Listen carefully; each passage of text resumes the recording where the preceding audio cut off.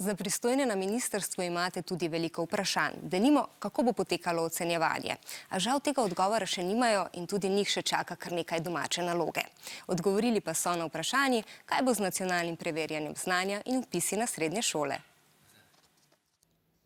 Za devetošolke in devetošolce, ki so se že vpisali v srednje šole, vpis seveda velja in se jim ne bo potrebno ponovno vpisovati. Za vse tiste, ki pa tega še niso storili, pa bomo vpisni rok za vpis v srednje šole prestavili.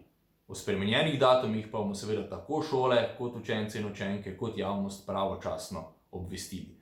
Enako pa velja tudi za preizkuse nadarjenosti, ki so potrebni za vpis v določene srednje šole, tudi te preizkuse bomo prestavili. Glede nacionalnega preverjanja znanja in mature, vsi roki še naprej veljajo, ničesar še nismo spreminjali in upamo, da bo tako tudi ostalo.